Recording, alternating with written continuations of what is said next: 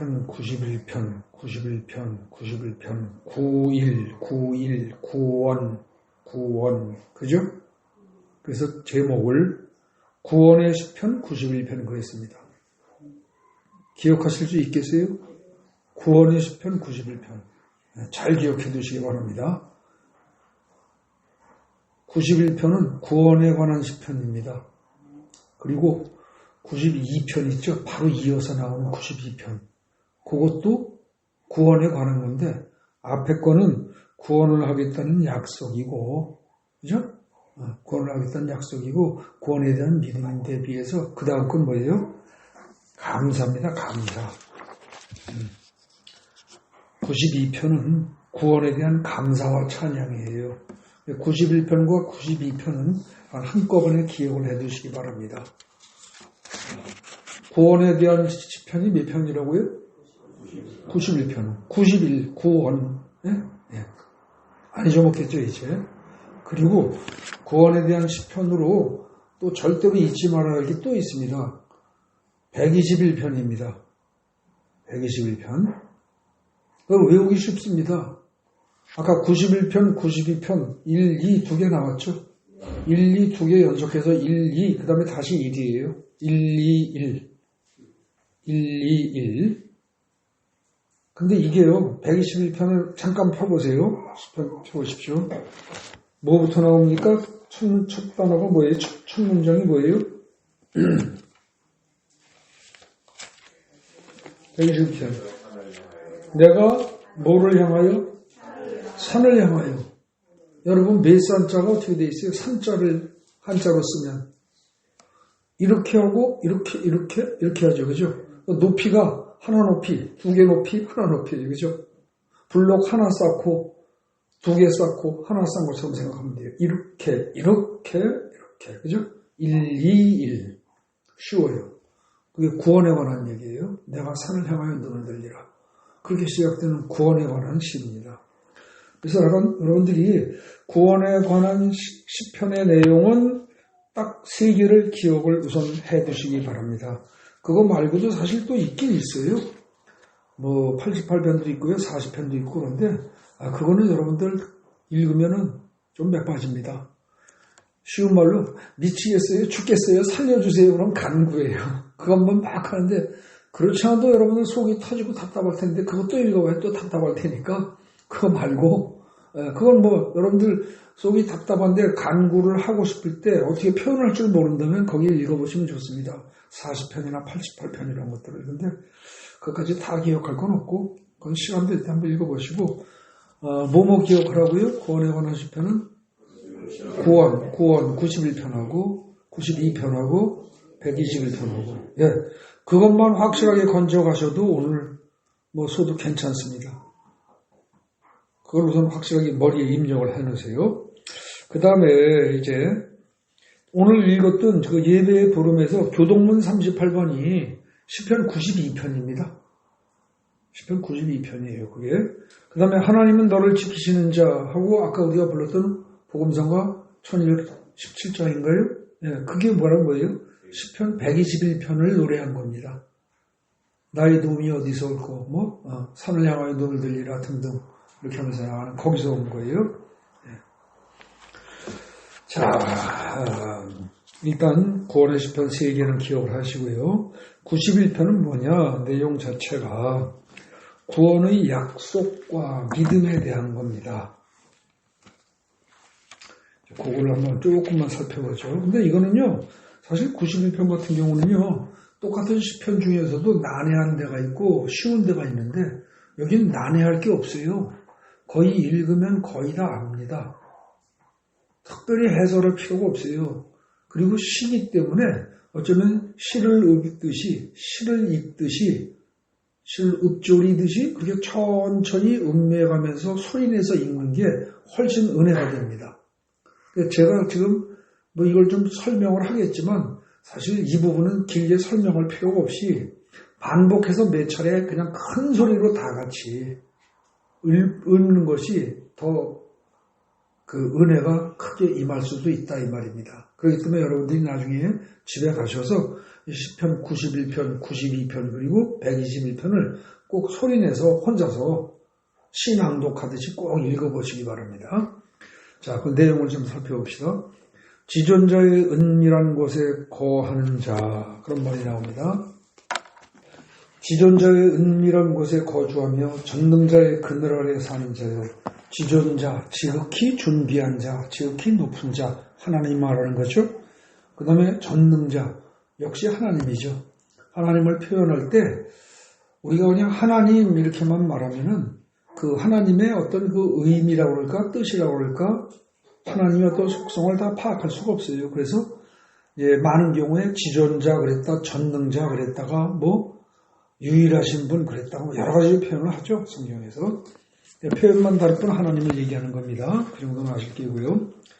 지존자의 은밀한 곳에 거주하며 하나님이 계시는 은밀한 곳. 세상 사람들이 아무나 아는 거 아니에요. 그죠?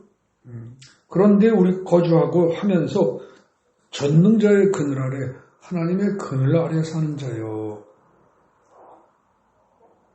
나는 여호와를 향하여 말하기를 그는 나의 피난처요 나의 요새요 내가 의뢰하는 하나님이라 하리니.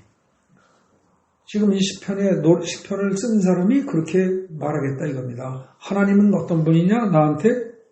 하나님은 나한테 어떤 분이다? 피난처다. 그 다음에 요새다. 그리고 내가 의뢰하는 하나님이다. 피난처, 전쟁 나면 도망가는 것이에요. 그죠? 요새, 아주 탄탄한 성. 그래서 거기 안에 들어가면 어떻게 돼요? 그 안에 자체 내에 먹을 것도 있고, 뭐 마실 것도 있고, 그죠? 그래가지고 뭐 1년, 2년, 3년 정도는 등이 버틸 수 있는 그런 곳입니다. 제가 기회가 돼서 유럽 여행을 하면서 그 큰 성에 가봤는데요. 정말 놀랍습니다. 그 바위로 만든 성 안에요. 세상에 제가 보기엔 이해가 안 되는데 포도주 짜는 틀 있죠. 그게 무지막지하게 커요. 세상에 그 안에 그냥 다른 먹을 거 쌓아놓고 그 다음에 물이나 좀 있으면은 전쟁할 때 오래 버틸 수 있을 것 같은데 포도주 틀, 즙짠 틀까지 해서 그 수레바퀴가 반지름이 사람 키만 더 됩니다. 반지름이. 그러니까 사람 키가 2배 그러면 큰 바퀴가 돌아가면서 이 포도즙을 짜대고 뭐하고 뭐 그런 게 성 안에 있더라고요. 그리고 거대해요. 먹을 거고 뭐고 뭐 빈틈이 아주 다 채워져 있어요. 거대합니다, 생각보다. 그러니까는 이 피난처 요새 여기 들어가면 전쟁이 나도 뭐 1년, 2년, 3년 정도 버틸 수 있는 거예요. 지금 그런 거를 염두에 두시고 읽으시면 좋습니다.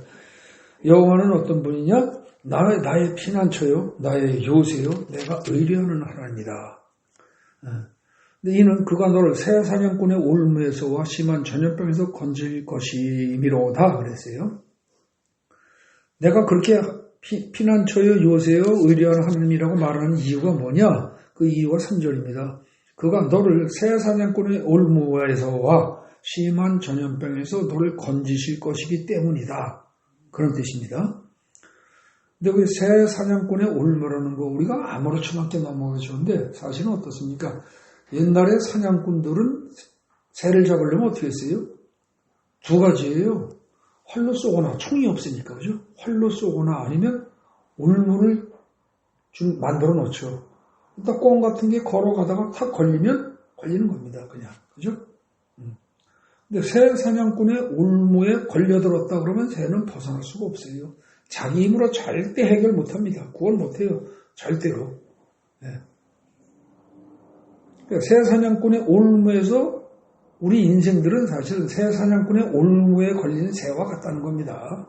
사실은 하나님이 보시기에는 우리가 보기엔 다 잘났고 자기 능력으로 다 잘 살고 자기 능력으로 다 뭐 다 잘 할 것 같지만 하나님이 보시기엔 새 사냥꾼의 올무에 걸린 새 같은 게 인생들의 실제 모습이라는 거예요. 그러면은 우리를 올무에 얽어맨 그 올무를 만든 새 사냥꾼은 누굴 말하는 거겠어요? 이게 마귀고 사탄인 겁니다. 근데 우리는 그거를 몰라요. 영이신 하나님은 영의 세계에서 영의 관점에서 보니까 마귀가 하는 일, 사탄이 하는 일이 빤히 보이는데 우리는 영의 눈이 열리질 않고 육의 눈으로만 보니까 마귀가 있기는 어딨어 이런단 말입니다. 하나님은 그야말로 환장을 일인 거예요. 하나님은 영이시다고 그랬잖아요. 요한복음에 하나님은 영이시니 예배하는 자가 영과 진리로 예배할지니라 그랬어요. 하나님은 영이세요. 근데 영의 세계에는 하나님만 있어요? 아니에요. 천사도 있어요. 그럼 하나님, 천사, 이렇게 좋은 세력들만 있어요? 아니요. 나쁜 세력도 있어요. 사탄 마귀가 있단 말입니다. 그리고 그 밑에 졸개들 격인 귀신들이 있단 말입니다. 그래서 사실은 영의 세계가 있음을 육신을 입고 살아가는 우리에게는 영의 세계가 있다는 게 이해가 잘 안 되죠. 근데 그거를 깨닫게 하면서 영의 세계에서 가장 힘이 세신 제일 높으신 하나님이 우리를 보호하시려고 하고 그 다음에 사탄 마귀는 우리를 자꾸 죽이려고 한다. 그래서 거기에 끌려 들어가지 말고 하나님 쪽으로 와서 영생을 얻어라. 그게 하나님의 뜻이다. 그거를 이제 알아듣게 자꾸 설명을 하는 책이 사실은 성경이에요. 그러니까 성경은 영에 관한 것을 말하는 책이지 이게 육신에 관한 것을 말하는 책이 아니란 말이죠. 그래서 성경은 어찌 보면 역사책이기도 해요. 어찌 보면 또 어찌 보면 시편 같은 게 들어있는 문학책이기도 해요. 그러나 성경은 역사책, 문학책 이전에 성경은 영적인 책이에요. 또 어떤 면에서 성경은 과학책이라고 말하려면 할 수도 있어요. 과학에 관한 얘기도 언급을 하니까 놀라울 만큼 그런 얘기를 해요. 그럼 욥기에 보면 뭐라 그래요? 하나님이 이 지구를 허공에다 매달았다고 그래요. 그런 말이 나와요. 그거 어떻게 알았겠어요? 하나님이 지구를 허공에 매달았다 이런 표현이 나온단 말입니다. 그 옛날에 그걸 어떻게 알았겠어요? 그러니까 아주 탁월한 어떻게 보면 과학적 지식을 담고 있는 책이기도 해요. 그러나 그렇다고 해서 성경을 과학책이라고 말할 수는 없고요. 문학책이라고 말할 수도 없고 역사책이라고 말할 수도 없고 성경은 기본적으로 보다 영적인 책이에요. 그래서 우리는 성경을 통해서 우리가 깨달아야 할 건 뭡니까? 윤리도덕책이 아니고요. 역사책이 아니라니까요. 윤리도덕적인 지식을 얻는 게 목적이 아니고 영적인 세계에 관한 지식을 정확하게 얻고 영적인 생명을 살려내는 거, 그게 우리가 성경을 읽는 목적이에요. 그런데 지금 여기 시편 91편에 거기 3절에 그가 너를 새 사냥꾼의 올무에서와 심한 전염병에서 건질 것이다 라고 표현을 했는데 거기 새 사냥꾼의 올무라는 게 비유적인 표현이지만 여기서 말하는 새 사냥꾼은 좋은 존재예요? 나쁜 존재예요? 나쁜 존재예요. 그래서 사탄 마귀를 지금 비유적으로 표현한 거죠. 그리고 그들이 유혹하면서 우리를 유혹하면서 게임으로 빠져들게 만드는 그 모든 것들을 올무라고 한 거예요. 근데 거기서 건지신데요. 하나님이 우리를 그렇게 건지실 거래요. 그래서 우리는 나 여호와는 나의 피난처요 나의 요새요 내가 의리하는 자다. 난 이렇게 말하겠다 이겁니다. 그리고 건진 다음에 어떻게 해요? 그가 너를 그의 깃으로 덮으시리니 네가 그의 날개 아래에 피하리로다. 이거 마치 뭐 생각이 나요? 시골에서 닭 키워보신 분들은 알죠. 병아리 엄마 닭 근처에서 뱅글뱅글 돌죠. 그러다 조금 크면은 또 그 날개 죽지 밑에서 싹 빠져나와서 또 근처에서 돌아요. 그죠? 그러다 조금 뭔가 불안한 느낌이 들면 어떻게 돼요? 날개 밑으로 쏙 들어가죠. 혹시 매나 솔개가 위에서 빙빙 날면서 그러면 엄마 닭이 구구구 하면 눈치채고 쏙쏙쏙 다 들어가요. 그죠? 네. 그리고 예수님도 뭐라 그래요? 예루살렘아 예루살렘에 그러면서 내가 너희들이 암탉이 병아리를 모음같이 내가 너희들을 모으려고 애를 쓴 게 도대체 몇 번이냐 그런 표현을 하시죠. 지금 그게 떠오를 수 있는 부분이에요. 하나님은 하나님의 자녀들을 날개 아래로 다 모아서 깃으로 날개 쭉지로 날개로 다 덮어서 지키십니다. 그런데 그 그런 그 하나님의 그 보호하심이 방패, 손방패 그보다 더 확실한 거죠. 그 다음에 이제 5절, 6절에 보면 우리에게 오는 환난과 고통, 시련, 그걸 갖다가 시적으로, 비유적으로 표현한 게 쭉 나옵니다. 밤에 찾아오는 공포와 낮에 날아드는 화살. 옛날엔 전쟁하면 주로 낮에 하죠. 낮에는 화살이 눈에 보이게 날아올 거예요. 근데 밤에는 기습이 또 언제 이루어질지 몰라요. 항상 두려워요. 그죠? 밤은 두려운 시간이에요. 전쟁을 안 해도 두려운 시간이에요. 그러니까 밤에는 나가는 거 별로 좋지 않게들 얘기하죠. 그죠? 위험하니까. 밤에 찾아오는 공포와 낮에 나가는 화살과 어두울 때 퍼지는 전염병과 밝을 때 닥쳐오는 재앙을 두려워하지 아니로다. 지금 밤, 낮, 그 다음에 저녁, 그 다음에 뭐예요? 아침, 그 얘기예요. 그죠? 그러니까 이 말은 거기 지금 5, 6절은 시도 때도 없이 언제나, 그죠? 언제나 우리 인생들에게 오는 고통과 환난이, 재앙이 있단 말입니다. 근데 어떤 게 와도 두려워하지 않겠다. 그래서 어느 정도냐? 7절, 1000명이 네 좌편에서 10,000명이 오른쪽에서 엎드러지나 죽어 엎어진다 그 소리입니다. 1000명, 10,000명이 퍽퍽 죽어나가도 그래도 어떻게 된다? 이 재앙이 내게 가까이 하지 못하리로다. 그것이 전염병이 됐든 밝을 때 닥쳐오는 재앙이 됐든 밤에 찾아오는 공포가 됐든 낮에 찾아드는 화살이 됐든 그게 주위에서 수없이 죽어도 너는 끄떡도 안 할 거야. 그 얘기입니다. 그래서 사실은 이 기절 가지고 코로나가 유행할 당시에 처음에 시작할 때 목사님들이 설교하면서 코로나에 관한 설교를 여러 차례 하다 보면 이 부분을 많이 인용들하고 했습니다. 전염병 걱정하지 말라는 거예요. 왜 여러분들 코로나 때 사실은 코로나는요 어떤 면에서 우리의 믿음을 테스트한 것이었다고 저는 생각합니다. 진짜 믿음이 확실한 사람은 코로나 걱정 심하게 해요, 안 해요? 안 해요. 그 전에 코로나 제가 유행하기 시작할 초기에 제가 설교하면서 뭐라고 그랬어요? 전염병은 뭐다? 여호와의 칼이다 그랬어요. 성경에 분명히 나와요. 전염병은 여호와의 칼이에요. 여호와가 손에 쥐고 흔드는 칼이에요. 그 칼을 가지고 자기 자식 목을 치겠어요? 아니에요. 그러니까 진짜 믿음이 하나님에 대한 믿음이 확실하고 말씀에 대한 믿음이 확실한 사람은 코로나라는 전염병 겁 안 내요. 걸릴 수 있는 거예요. 걸려도 그냥 이겨내면 돼요. 이길 수 있어요. 능히 이길 수 있어요. 그 믿음이 있어야 되는데 그거 걸릴까 봐 그냥 바들바들 떠는 사람들이 있어요. 바들바들. 절대 아니에요. 여러분들 믿음으로 이겨낼 수 있어요. 믿음으로 이겨내야 되고요. 그 다음에 그 6절 7절에 어떤 재앙이 오고 어떤 질병이 오고 어떤 뭐가 와도 옆에서 수없이 죽어나도 너는 지킨다 그 얘기입니다. 이 말씀을 그대로 믿으시기 바랍니다. 8절 오직 너는 똑똑히 버리니 악인들의 보응을 대가 버리로다. 죽어나가는 사람들은 악인들일 것이고 그리고 진짜 여기서 악인들이라는 악한 자 마귀 사탄의 세력들 그들이 결국은 좀 영적인 비유로 얘기하면 그들이 죽어나갈 거라는 거예요. 네?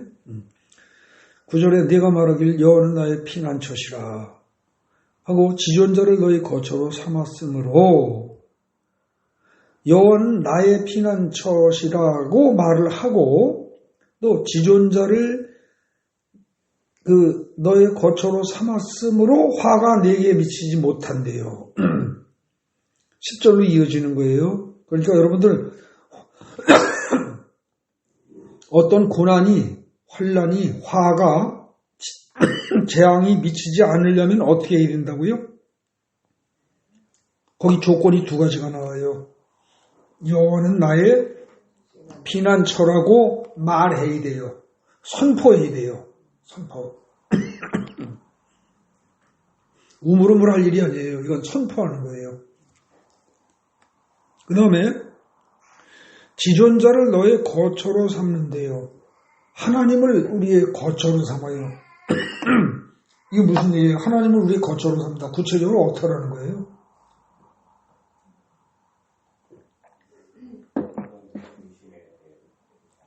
내 마음의 중심에 하나님이 계시고 내가 하나님을 믿어라 그 말이에요. 믿어야 돼요. 그 두 가지가 우리가 할 일이에요. 그래서 구절을 제가 아까 시편 91편에서 핵심절이 어디다? 이 구절과 나중에 14절, 15절 여기에요. 근데 구절에 보면은 우리가 할 일이 명확히 나온다고요. 뭐라고요? 입술로 선포하래요. 뭐라고? 하나님이 나의 피난처시다. 하나님이 나의 피난처시다. 나는 하나님께 피한다. 마귀는 나를 괴롭히지 말아라. 사라질지어다. 선포하라는 거예요. 선포하고 그 다음에 하나님을 내 마음속으로 지존자를 내 마음속으로 나의 거처로 삼으라는 거예요. 그렇게 하면 어떻게 되냐? 화가 미치지 못한대요. 10절에. 이거 재앙이 네 장막에 네 집 근처에도 가까이 못 온대요.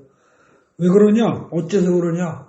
그가 하나님이 너를 위해서 그의 천사들을 명령하셔서 내 모든 길에서 너를 지키게 하신대요. 이거 어때요? 대박이에요 이거. 천사라는 게 있어요 없어요? 있다는 겁니다. 우리 눈에 안 보여서 그렇지 분명히 있다는 거예요. 우리 눈에는 잘 안 보여요. 근데 이 천사가 분명히 있는데 이 천사를 시켜서 하나님이 어떤다? 우리를 지키신대요. 내 모든 길에서 네가 일로 가든 절로 가든 뭘 하든 지키게 하신대요. 그리고 이거 영적인 눈이 열린 사람들이 이 천사 얘기할 때가 있어요. 그러면 그 사람들 얘기가 보통 한 4명 내지 6명. 사람 하나 지키는데 천사가 4이나 6이 달라붙는다고들 얘기를 하더라고요. 적게 달라붙어도 자원 4이에요. 근데 그걸 뭐 우리가 눈으로 볼 수가 없고 설령 누구 한 사람이 본다 하더라도 그걸 남에게 못 보는 사람한테 증명할 수는 없을 거 아니에요. 그죠? 그래서 말하긴 곤란한데 보는 사람들은 대부분 4명 내지 6명의 천사가 한 사람을 둘러싸고 지킨다는 겁니다. 근데 그들이 옆에 있기는 있어도 그들이 기도하거나 그러지 않으면 기도 안 하면 걔네들이 할 일이 없대요. 가만히 그냥 있어야 되는데. 그리고 그들이 믿지 않으면 사람들이 믿지 않으면 천사가 힘을 못 쓰는 거예요. 마귀가 와서 찝쩍거리고 고통을 주는 걸 봐도 천사들이 할 수가 없는 거라. 그러니까 우리가 믿음을 가지고 선포를 하면 그때 하나님이 오케이 쟤들 쫓아내. 그리고 하시면은 천사들이 알아서 처리한다는 거죠. 여러분들 4명 내지 6명의 보디가드가 항상 여러분들을 따라다닌다고 해보세요. 기분이 어때요? 대단히 좋을 겁니다. 그죠? 그런데 그 천사를 본 사람들은 얘기가 천사들이 우리하고 키가 비슷한 경우도 있는데 그 많은 경우에는 굉장히 크다고 그래요. 그 본 사람들 얘기가 뭐 2m 한 50 정도는 훨씬 넘어가 이렇게 올려다 봐야 되는 한 3m, 한 4m까지도 얘기하는 사람들이 있어요. 무지막지하게 큰 거예요. 그러니까 천사들이 4이나 6이 딱 버티고 있으면 웬만한 사람들은 겁이 나서 보기만 보면 어떻게 되겠어요? 밀려나겠죠. 겁나서. 사실은 여러분들에게 그만큼 천사들이 감싸고 다닌다는 겁니다. 근데 그 천사들을 쉬운 말로 무능한 존재로 만들어버리고 있는 거예요, 우리가. 쫓아다니는데 잘 써먹지도 못하고 부려먹지도 못하고 왜? 믿음도 없고 기도도 안 하니까. 네.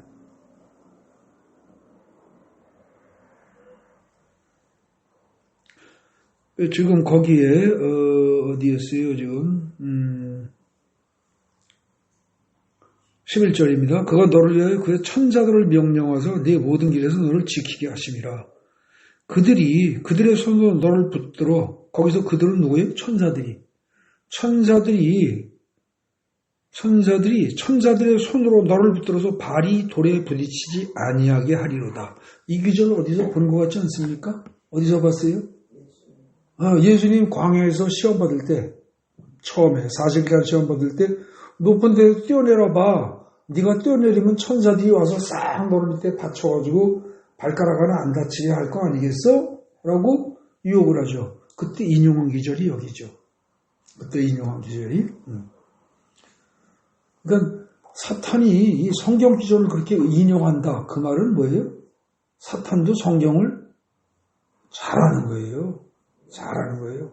근데 믿지는 않으려고 드는 거죠. 근데 유혹하고 미혹할 때는 성경 기조를 막 끌어대면서 해요. 어쨌든 이제 그렇게 해서 천사들이 너를 발이 돌에 부딪히지 않게 할 것이다. 이건 예수에 대해서만 한 말이 아니고, 그죠? 지금 오히려 문맥으로 보면 이건 예수에 관한 얘기예요? 아니에요. 문맥으로만 보면은 믿는 자들에 관한 얘기입니다. 네. 근데 사탄이 예수를 유혹할 때 그걸 끄집어 쓴 거죠. 우리도 이게 해당 사항이 되는 거예요. 네. 그 다음에 13절, 네가 사자와 독사를 밟으며 젊은 사자와 뱀을 발로 누르리로다. 이것도 성경에서 어디서 본 것 같죠? 어디서? 독사를 밟으며 뱀을 발로 누른다. 창세기 처음에 나오죠, 그죠? 선악과 먹고 나중에 저주, 언급될 때 뱀에 대해서 여자의 우선이 내 머리를 밟을 것이다. 그런 얘기가 나오죠. 그 다음에 14절, 이거 잘 받으세요. 하나님이 이르시되, 하나님이 뭐라고 말씀하시느냐? 14절 그 이하 15절 16절까지 하나님의 말씀이에요. 그가 나를 사랑한 즉 내가 그를 건지리라. 거기서 그는 사람이에요. 그죠? 어떤 사람이 누구든지 그 사람이 나를 사랑하면 내가 그를 건진대요. 그가 내 이름을 알면 내가 그를 높여주겠대요.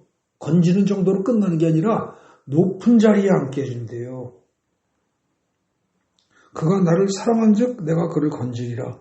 여러분들 현재 살면서 고난이 고통이 없는 사람 있어요? 아니에요. 누구나 다 있어요. 가장 많은 고통과 고난이 뭐예요? 돈 문제예요. 많은 사람들이 겪는 게. 그 돈 하고 그것 때문에 아주 힘들어해요. 그런데 돈 문제, 그 다음에 아니면 뭐예요? 질병 문제, 그 다음에 인간관계 문제, 사람의 그 고통과 재난은 대개가 세 가지예요. 그걸 안 벗어나요. 근데 그걸로 인해서 누구나 다 있죠. 뭐 대재벌의 가족들이라고 해서 돈 문제로 고통 없겠어요? 그들은 너무 많은데 그거 관리하고 뭐 이런 것 때문에 고통이 더 커요. 그죠? 그지의 자식들은 아버지가 죽었다고 해서 재산 분할로 싸우는 일이 없어요. 그죠? 그런데 부자일수록 죽은 다음에 자식들이 싸울 확률이 높아져요.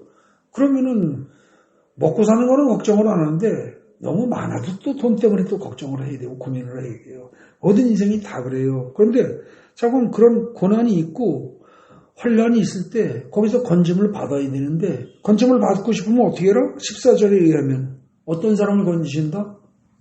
나를 사랑하는 사람을 건진대요. 여러분 사랑이 어떤 게 사랑이에요?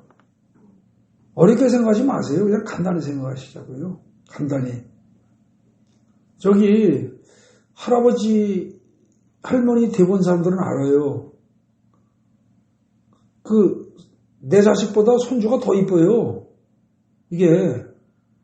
근데 자식 낳았을 때는 별로 이쁜 줄도 모르고 그냥 얼떨결에 그냥 어떻게 넘어가고 그랬는데 더 이쁘다고. 근데 그 손주, 이를테면 생각만 해도 어때요?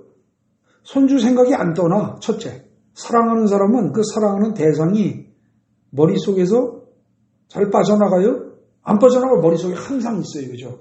항상 생각 속에 있고 그리고 그 생각을 하면 기분이 어때요? 좋아요. 얼굴에 미소가 지어져서 기분이 흐뭇해. 그게 사랑하는 사람의 특징이에요. 근데 우리가 어떻게 된다고요?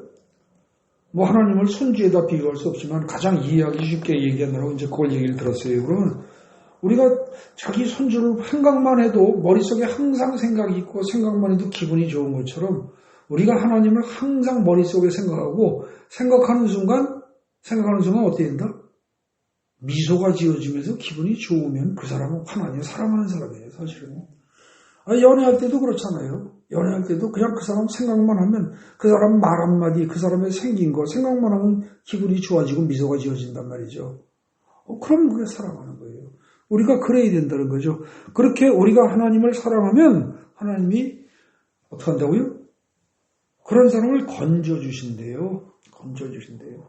그럼 그 사람이 현재 고난 중에 있다는 뜻이죠. 그거 반드시 해주신다는 겁니다. 약속이에요, 이게.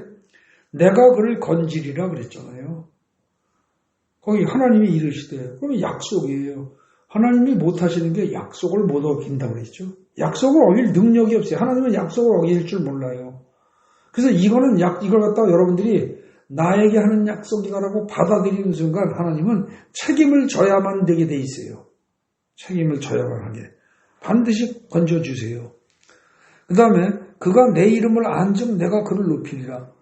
하나님이 누군데 웃기고 있네. 하나님 좋아하네. 이런 사람들은 안 건진다는 거예요. 근데 하나님이 천지를 만든 창조주시라고 내가 잘은 몰라도 내가 그건 알아. 그 정도만 해도 건져주신다는 거예요. 근데 더 나가서 여호와 라파. 그럼 뭐예요? 치료하시는 하나님. 그런 뜻이에요. 하나님의 이름 중에 하나예요. 이게. 여호와 로이. 그럼 뭐예요? 나를 인도하시는 하나님. 로이가 이 양치기, 양을 치다, 양을 먹이다, 응? 양을 인도하다. 그럴 때 이제 인도한다는 그런 뜻이거든요. 여호와 로이, 나를 인도하시는 하나님. 여호와 여러 가지가 있어요. 예. 그런 것들 그대로 믿고 알고 믿는 사람들한테 그대로 역사하겠다는 겁니다.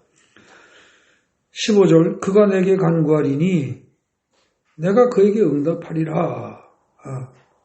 그가 내게, 그 다음에 조건이 또 있어요. 간구하래요. 구해야 돼요. 전능하시니까 다 알겠지. 다 알으니까 알아서 내가 기도 안에도 채워주시겠지. 그러지 않는다는 거예요. 절대 그러지 않아요. 간구를 해야 돼요. 그러면 내가 그에게 응답하겠다. 그래서 그들이 환난 당할 때 내가 그와 함께 하여 그를 건지고 그 다음에 그를 영화롭게 하리라. 그 절이에요. 그 다음에 영화롭게 하는 대상이 누구예요? 그를이에요. 그리고 내가 그를 장수하게 함으로 그를 만족하게 하며 나의 구원을 그에게 보이리라 하시는도다.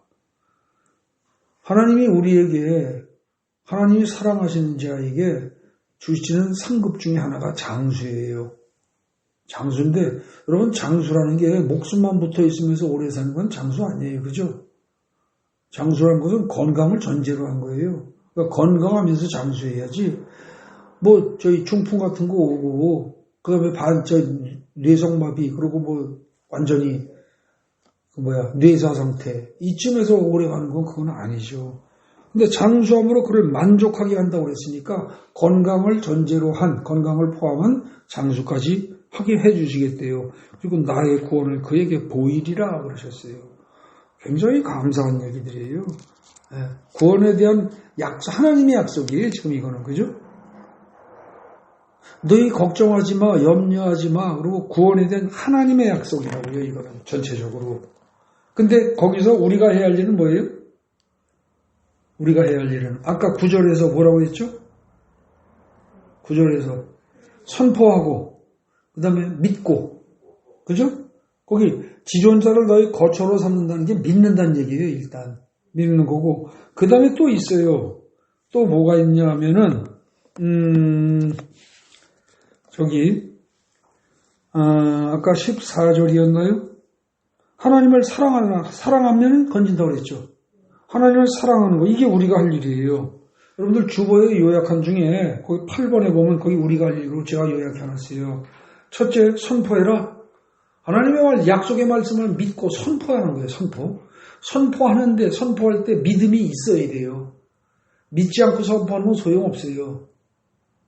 근데 여러분들, 이게 믿음을 가지고 선포하는 것과 믿음이 없이 선포하는 거, 신앙생활 어느 정도 한 사람들은요, 들으면 알아요. 느낌이 있어요. 옆에서 듣기에 알 수가 있어요. 그러니까 마귀들도 잘 알아요. 예수의 피를 뿌리고 예수 이름으로 명하노니 더러운 귀신아 물러가라 라고 말을 하는데, 그 말하는 사람이 진짜 믿음을 가지고 선포하는지 아니면 입술만 나불나불 했는지 귀신들이 가장 정확히 한다니까요. 그래가지고 만약에 그게 믿음이 없이 한 거면 어떻게 돼요? 사도행전에 그 스게와의 아들들이라는 얘기 나오죠.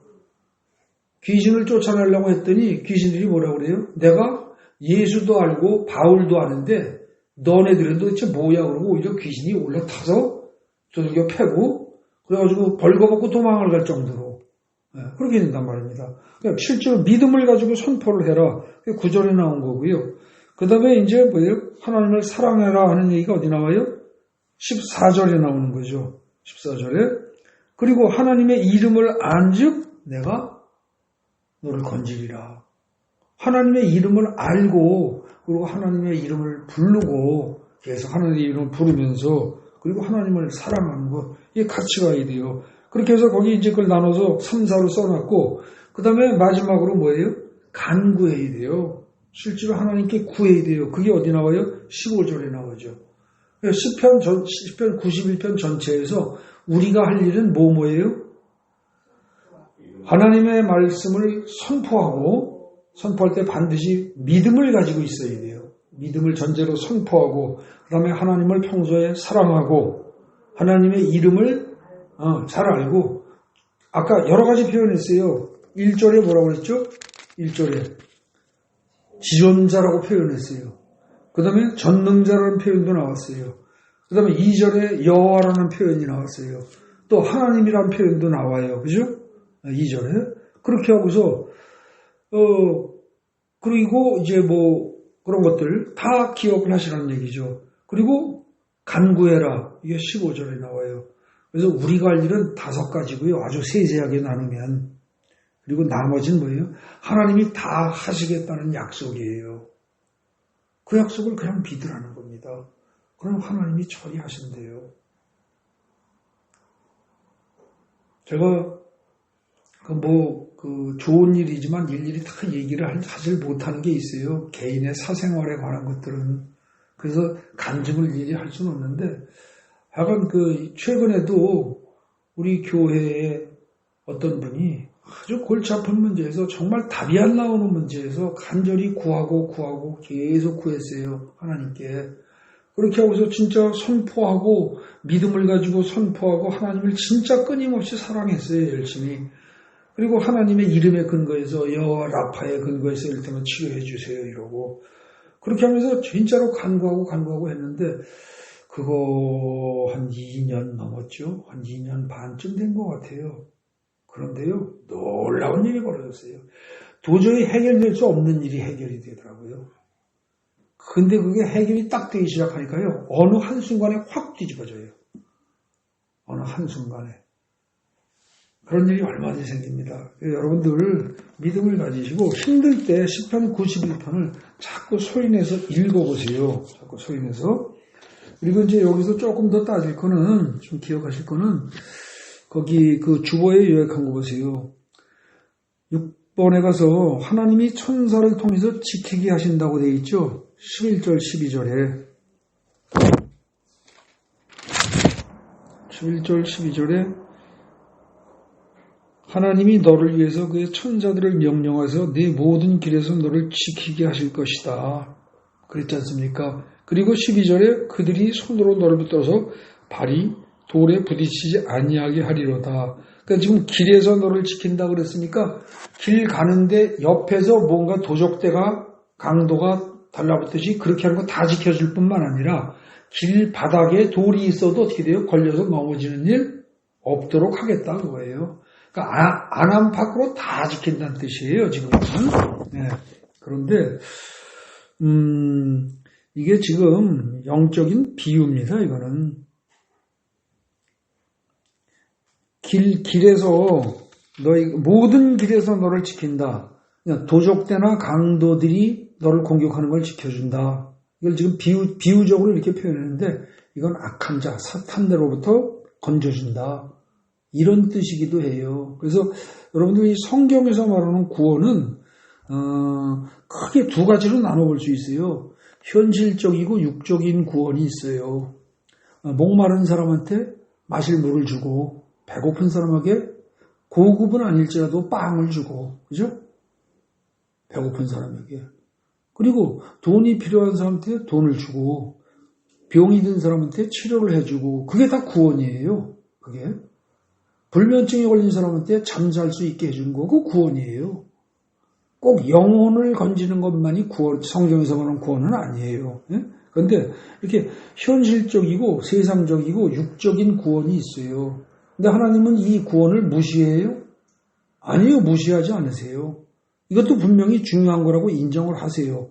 그렇기 때문에 예수께서 실제로 이 세상에 오셨을 때 갈릴리에서부터 사역을 하시면서 수많은 병자를 고치시고, 그 다음에 여러 가지로 힘든 사람들이 많이 건져냈잖아요. 그죠? 세린이 이런 사람들, 죄 지은 사람들, 창녀 등등 그런 사람들, 가늠하다 잡힌 사람까지도 야단치지 않고 위로하고 쉬운 말로 편들어주고 건져내고 그랬단 말입니다. 하간 현실적이고 육적인 것과 관련된 구원, 눈에 보이는 구원이 있어요. 하나님은 이걸 무시하지는 않으십니다. 근데 이것이 다다라고 생각하시면 이건 큰 착각이에요. 이거는 오히려 부차적인 것이고 하나님이 생각하시는 더 중요한 구원은 뭐예요? 영적인 구원이에요. 영적인 구원. 이 영적인 구원은 보이지 않아요. 그러니까 보이지 않는 걸 설명하고 이해시키려니까 힘들죠. 여러분 저기 지리산 청학동이라는 데 얘기 들어보셨죠? 가보진 않아도 얘기는 들어보셨을 겁니다. 거기 가면은 지금도 어떻다고 그래요? 갓 쓰고 도포 입고 수염 이렇게 길게 기른 그런 할아버지가 살고 그런단 말입니다. 근데 물론 거기도 여러 해 전에 이미 인터넷이 다 들어갔대요. 거기도 와이파이에 다 되니까 그렇게 되겠죠. 그러니까 청학동에 있는 할아버지들도 핸드폰 가지고 인터넷 가지고 세상의 도시가 어떤지 다 안단 말입니다. 63빌딩이 서울에서 제일 높은 줄 알았더니 더 큰 롯데빌딩이 올라갔다는 것도 아실 거라고. 그런 빌딩이 있다는 걸 알아요. 근데 만약에 그런 것처럼 전혀 모르던 시절에 청학동에 사는 그 할아버지한테 야 서울 가니까 집이 2층도 아니고 63층이 있어. 근데 롯데빌딩이란 건 그건 몇 층이에요? 그거 진짜 지금 100 얼마예요? 100층이 넘죠. 100층이 넘는 집이 있어. 그러면 그 청학동에 사는 할아버지들이 믿겠어요? 안 믿어요. 보지 않고는 안 믿어요. 그죠? 봐도 안 믿을 판인데 봐도 에이 저거 사기친 거 아니야 그러고 내가 참 헛것을 본 거 아니냐고 눈 비비지 않겠어요? 근데 여러분 영의 세계가 그렇다고요. 사실은 하나님은 뻔히 아세요. 우리가 지금 보면서 여기 강대상 등불 불빛 의자 다 본 것은 뻔히 아세요. 왜요? 하나님 자신이 영이시니까 영의 세계를 더 잘 알죠. 천사들도 당연히 다 보시죠. 근데 영의 세계도 나쁜 존재들이 있어요. 사탄이 있고 사탄, 즉 마귀가 있단 말입니다. 그리고 그것의 졸개들인 귀신들이 있어요. 하나님은 그걸 다 보고 계세요. 근데 그 마귀, 귀신 이런 애들이 하나님한테 대들 수 있어요? 못 대들어요. 다만 걔네들이 괴롭힐 수 있는 건 누구예요? 사람이에요. 왜? 하나님의 형상대로 지원받았지. 하나님이 아주 이쁘다고 그러고 꽤나 귀하게 여기지. 그러니까 걔네들은 인간들을 괴롭혀야 속이 시원하단 말입니다. 그래가지고 인간들을 여러 가지로 괴롭혀요. 다양한 형태로 괴롭혀요. 온갖 짓을 다 해요. 인간을 괴롭히기 위해서. 단지 괴롭히는 게 끝나는 게 아니라 속이고 거짓말하고 그래서 죽게 만드는 거예요. 죽이고 멸망시키려고 온갖 짓을 다 한다고요. 근데 우리는 그걸 모르는 거예요. 그리고 당하는 거예요. 그냥. 그러니까 어떻게 되느냐. 그냥 병이 걸리면 그냥 병이다. 이러고 병원 가면 된다 그래요. 여러분 병원 가면 된다고요? 천만의 말씀 아니에요. 예수님 시절에는 병원이 없었어요? 예수님 시절에는 의사가 없었어요? 아니에요. 예수와 거의 동시대를 살았던 누가가 의사였잖아요. 안 그래요? 그리고 그때 그 혈루병 걸린 여인인가가 뭐라고 그래요? 마가복음에 의하면 그 병 치료하느라고 12해 동안 온갖 여러 의사들 찾아다니면서 재산을 다 날렸다고 그랬어요. 예? 마가복음에 아마 그렇게 나올 거예요. 그때도 의사 있고 병원이 있었다니까요. 근데 예수님이 병 걸린 애들 보고 야 이거 의사한테 찾아가 한 번도 그러신 적 없어요. 왜냐하면 의사들보다 더 탁월한 방식으로 훨씬 더 탁월하게 쉽게 다 치료할 수 있는 분이 하나님이시니까. 그걸 그냥 예수님은 그대로 믿고 했단 말입니다. 오늘날에도 사실은요, 똑같이 그게 이루어지는 게 정상이에요. 근데 우리는 안 믿어요. 안 믿어요. 구원을 눈에 보이는 구원만 구원으로 생각을 하고, 기도를 하고 간구를 해도 눈에 보이는 것만 가지고 얘기를 해요. 근데 그게 아니고 눈에 보이지 않는 구원이 훨씬 큰 거예요. 여러분들, 우리는 죽으면 끝이다라고 생각하지만 죽음은 끝 아니에요. 영의 세계로 편입돼 들어가는 거예요. 여기서 육신의 옷을 입고 있다가 두툼한 겨울옷, 그거 입고 있을 때 추운 겨울에는 그게 두툼한 옷이 도움이 돼요. 그죠? 근데 이게 날씨가 풀리고 봄이 되고 여름이 되면 이건 짐이에요. 그죠? 벗어버려야 돼요. 일정하게 시간이 흐르면 벗어버려야 되는 게 육신이에요. 이걸 벗어버리고 난 다음에 영의 세계로 편입돼 들어갈 때 그때는 진짜 심각한 문제가 생겨요. 영원히 하나님의 왕국에서 하나님의 백성에 대해서 영원히 사느냐 아니면 뭐예요? 영원히 지옥으로 들어가느냐가 결정이 나는데 뭐 지옥이 어디 있어? 천국이 어디 있어? 뭐 이런 사람들이 있어요. 그런 사람들은 불신자들이에요.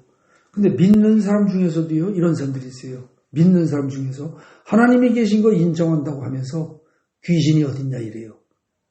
참 그 사람들 진짜 비논리적인 사람들이에요. 하나님은 영이세요. 귀신도 영적 존재예요. 하나님이 계시면 귀신도 반드시 있어요. 그럼 귀신들이 심심해서 뭐 하겠어요? 걔네들은 사람 괴롭히는 게 자기네들 본분이고 즐거움이라니까. 그것 때문에 우리 인생들의 모든 문제가 사실은 다 생겨요. 그것 때문에. 그러니까 우리가 겪고 있는 인생의 모든 고통과 고난을 영적인 문제와 관련시켜서 볼 줄 아는 그런 지혜를 가진 사람이 그게 영적으로 눈이 열리기 시작한 사람이에요. 그게 안 되면요 참 힘들어요. 대한민국에서 큰 교회, 수천 명이나 되는 큰 교회의 목사들 중에서도요. 그런 사람들이 있어요. 영의 세계에 관해서 말을 안 해요. 말을 하면 신비주의다 그러고 욕을 해요.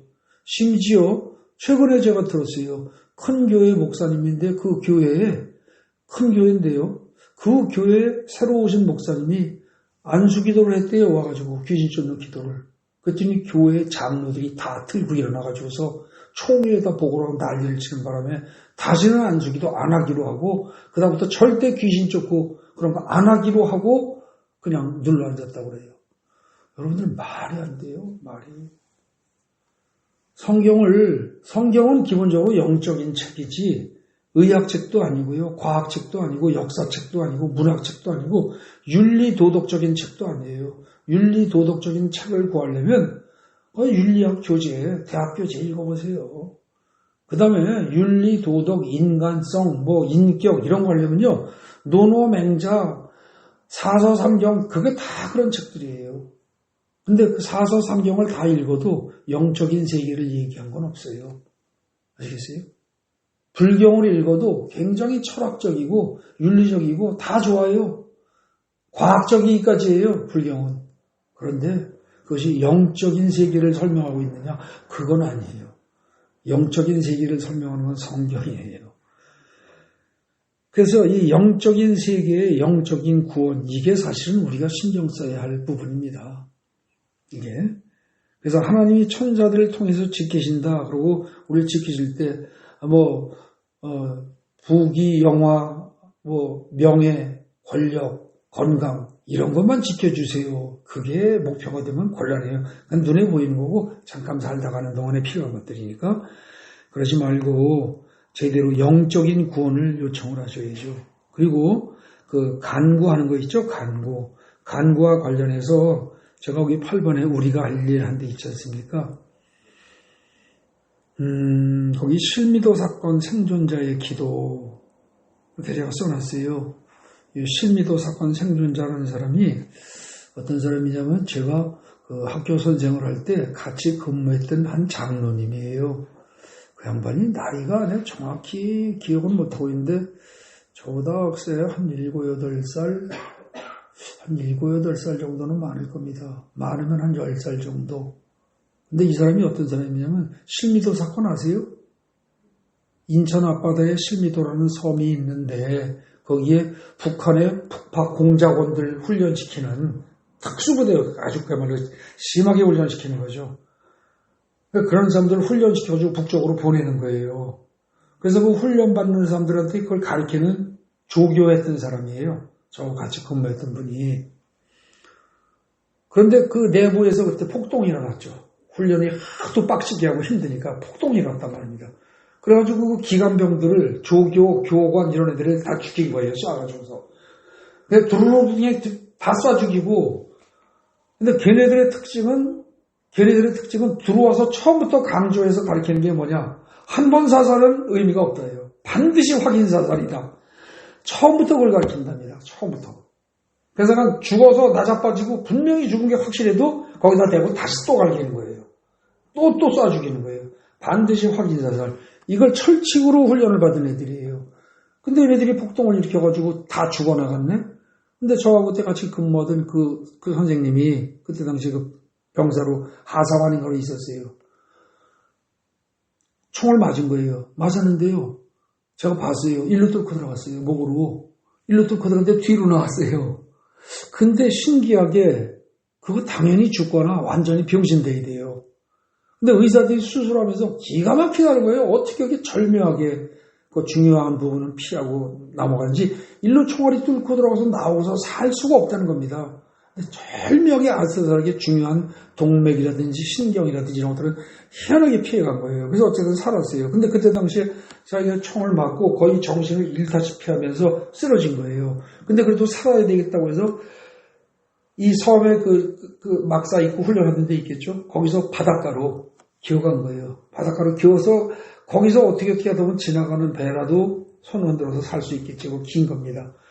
근데 가는 동안에 피를 철철 흘리면서 여기로 목이 통과했으니까 뭐 피 흘리고 그 다음에 바다에 그 갯벌 이런데 모래하고 돌멩이 뭐 이렇게 이만한 돌들도 있고 그랬대요. 근데 몸을 숨길 만한 바위는 없었다는 거죠. 그런 것들도 있고 뭐 모래도 있고 갯벌도 있고 근데 그걸 다 통과해서 바닷가로 잠깐 기어간 겁니다. 가가지고 거기 가서 정신을 잃을 똥말똥 했는데 어떻게 하다가 보니까 쫓아오더래요, 한 놈이. 발자국하고, 기어가고 피자국 난 거 보고 쫓아오는 거예요, 총을 들고. 그러고 와서 1m, 2m도 안 되는 거기 와서 서가지고 분명히 자기 봤다는 겁니다. 분명히 자기 보고, 근데 봤는데 안 본 것처럼 그냥 고개 들고 사방 또 두리번하고 또 보고 몇 번 이러더니 그냥 돌아서서 가더래요. 근데 그때 그 사람이 그때 하나님 믿는 사람이에요. 그때 그 사람이 읊은 계속 중얼거리고 외운 시편의 귀절이 있어요. 그게 시편 50편 15절입니다. 찾아보세요. 시편 50편 15절. 제가 거기 써놨는데 그래도 여러분들 성경으로 직접 찾아보십시오. 시편 50편 15절. 뭐라고 되어 있어요? 환난 날에 나를 부르라. 내가 너를 건지리니 네가 나를 영화롭게 하리로다. 네가 지금 힘든 중에 있니? 그럼 나 하나님을 불러. 그럼 나 하나님이 너를 건질 거야. 그래서 너를 건지고 나면 네가 나중에 어떻게 돼? 인간은 네가 나 하나님을 영화롭게 할 거야. 그렇게 되도록 만들 거야. 이 소리거든요. 이게. 근데 그 사람이 교회 다니는 사람이었는데 이 귀절만 죽어라고 그냥 외운 거예요. 근데 자기 앞에 와가지고 1.5m, 2m면 우리 사람 키만한 거리잖아요. 그럼 빨리 보이는 거지. 거기 와서 분명히 봤다는 거예요. 근데 못 보더라는 거죠. 눈에 씌운 거예요. 하나님이 씌워놓으세요. 뭔가. 그러니까 그냥 총 들고 가더래요. 그래서 자기 그 앞에까지 오는데 아이고 죽었구나 했는데 자기는 그 죽겠다고 하는 순간에도 아마 올려봤던 모양이에요. 올려봤는데 자기를 보는데도 불구하고 자기는 이 피 흘리고 있는 사람은 보는데 총 들고 있는 놈은 똑같이 눈이 마주친 것 같은데도 불구하고 못 보고 그냥 가더라는 거죠. 그래가지고 그때 그 사람이 그 실미도 사건에 아마 유일한 생존자일 겁니다. 그리고 거기서 그 총 들고 난리치고 있던 사람들이 다 육지로 들어와가지고 용산 노량진까지 왔었죠. 노량진까지 왔었다고요. 그래서 거기서 다 이제 전투가 벌어지면서 해결이 됐었죠.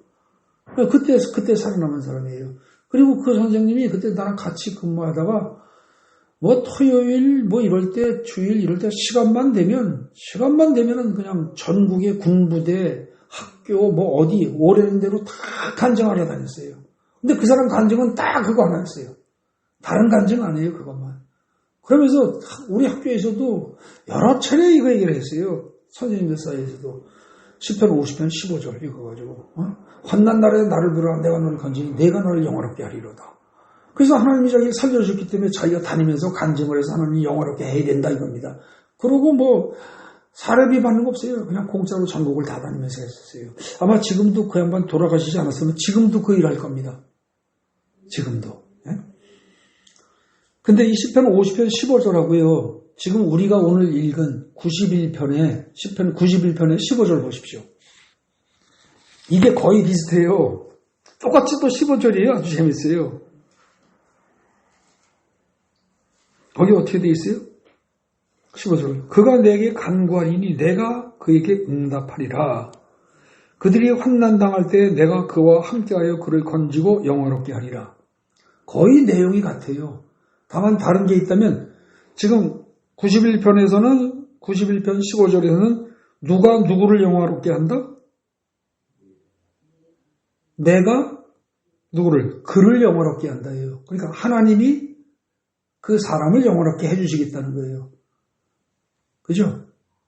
근데 아까 10편 50편 15절에서는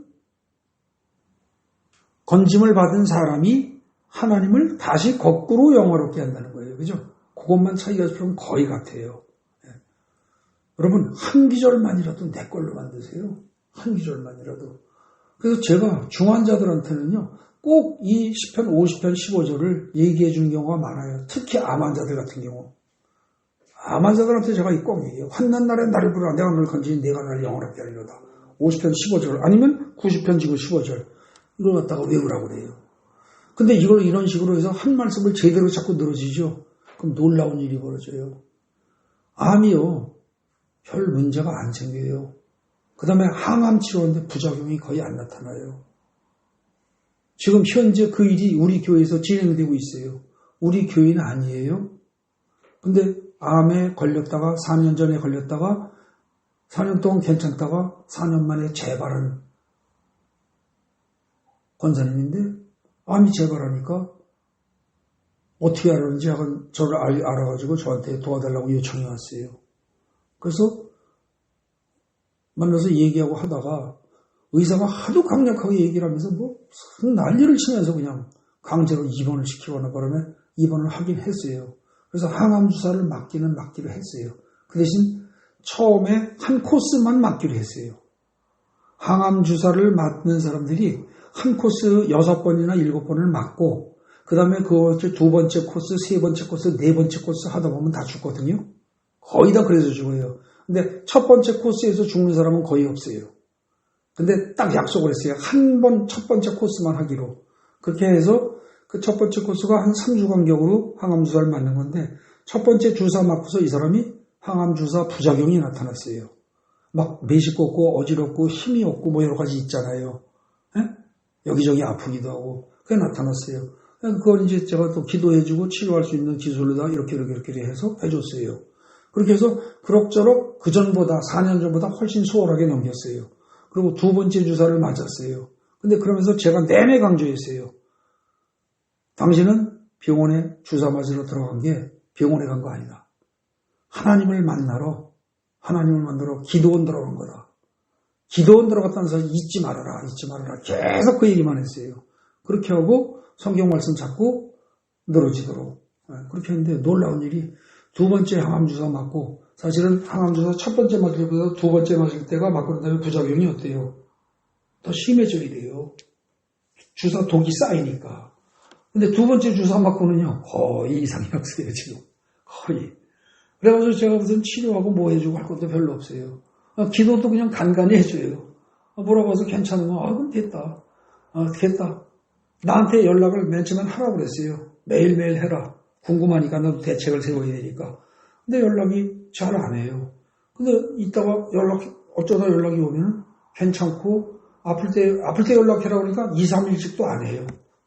문제 있으면 연락해라 그랬더니 한 이틀도 안 하더라고요.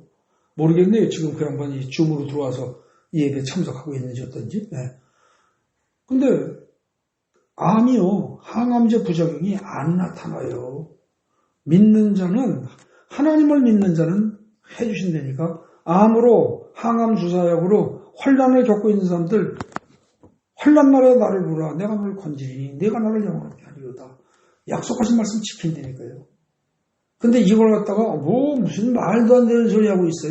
병 걸렸으면 병원 가야지. 서울대학 병원이 최고야. 아니야. 뭐 암은 어디가 더 좋대. 그 부분의 암은 또 어느 병원에 어느 의사가 최고래. 여러분들 그거 좋아하지 마세요. 그거 좋아하지 마세요. 하나님한테 믿고 맡기세요. 저도 깜짝 놀랐어요. 저도 제가 하는 치료 테크닉으로 기술로다가 할 수 있는 부분 별로 할 일이 없어요. 요즘은 그 사람은. 그냥 전화 한 하루나 이틀 길면 사흘에 한번 전화 통화하면서 상태 어떤가 해서 당신은 지금 병원에 있어도 병원이 아닙니다. 기도원입니다. 그것만 잊지 마세요. 그러면 낄낄끼리 웃고 아멘 그럼 끝이에요. 멀쩡해요. 멀쩡해요. 여러분들 믿음으로 아까 우리가 할 일 거기 있었죠. 믿음으로 선포해라. 그리고 믿어라. 그리고 하나님을 사랑해라. 하나님의 이름을 알고 그리고 하나님께 간구해라. 5가지 잘 실천하심으로써 여러분들이 하나님이 시편 91편에서 약속하신 이 구원을 마음껏 누리고 그 은혜를 충분히 누리고 그 다음에 시편 92편은 그 구원에 대한 감사와 찬양입니다. 그것을 그 시편 92편을 읽어보세요. 그냥 어렵잖아요. 다 알아요. 121편 역시 마찬가지입니다. 그냥 읽어보십시오. 여러분들 혹시 힘들고 나는 이 지경에서 좀 벗어나고 싶다라는 생각이 드는 사람들은 지금의 고통에서 벗어나고 싶다. 이걸 세상 사람들은 술로, 담배로, 마약으로 해결하려고 들어요. 그리고 뭐 낚시로, 뭘로 이렇게 하려고 들고. 그러지 마시고 하나님께 의지함으로써 여러분들 하나님의 은혜를 체험하고 하나님과 훨씬 더 가까워지는 그런 사람 되기 바랍니다.